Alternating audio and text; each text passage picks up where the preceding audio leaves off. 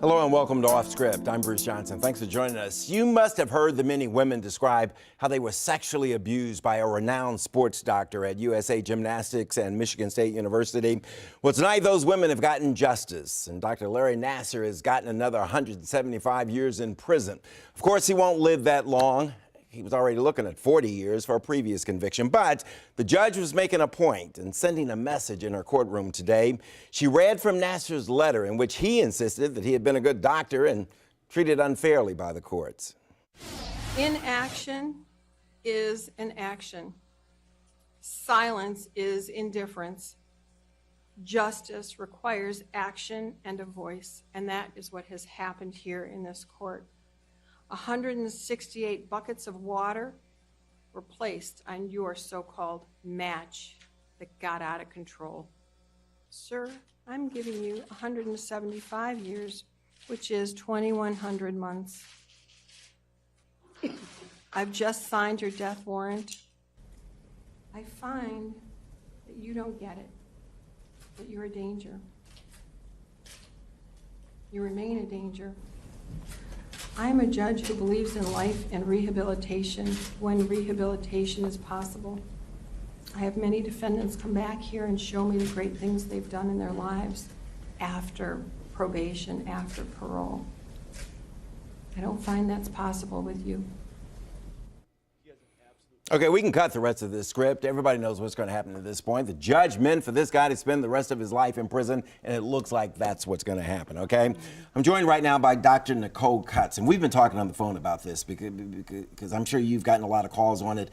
How does this happen, that a guy in this position can go this long, abuse so many people, smart people, intelligent people, and not be detected until now? Yeah, well, a part of it is denial, you know, on the part of parents who might think something's going on and they might not want to think something's going on.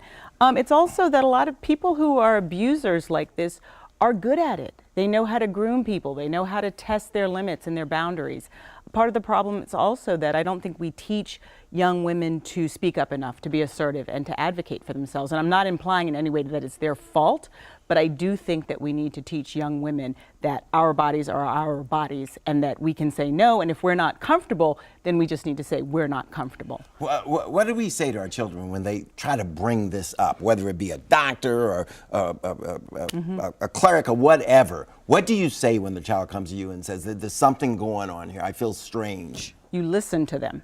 You ask them questions about it. You might not be comfortable with it, but you need to listen to them first. And you need to tell them, you know, I need to hear about this. And you also, before anything happens, you need to tell them to advocate for themselves and to speak up, and that it's okay to say no. And it's okay to make an already uncomfortable situation more uncomfortable. That's part of the problem, is that people want to think, oh, well, you know, this, I don't want to embarrass this other person, or I don't want to cause a fuss. It's okay to cause a fuss. If somebody gets too close to you or they're acting in a certain way, you can physically move, you can say something to them.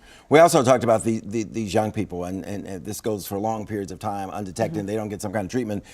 They become adults with problems. Are these perhaps some of the same people who enter the workplace and the college campuses and they become victims all over again?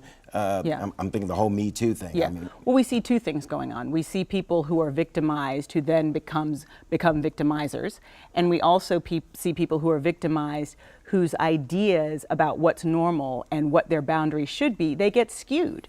You know, and so then that can make them vulnerable in future situations. Okay, one more question. When you see what happens to Larry Nassar, what does that do? I mean, is that ammunition for you? Is this something you can use? Can you point to this case and how it was adjudicated and how he's being punished beyond belief, you know, to help you in treating other people that may come into your office? Yeah, you can say, you know, we know that this has happened before where people don't get punished, but we also have cases where people do, and here's an example. And with the whole Me Too movement, as we were saying, it's growing. Okay.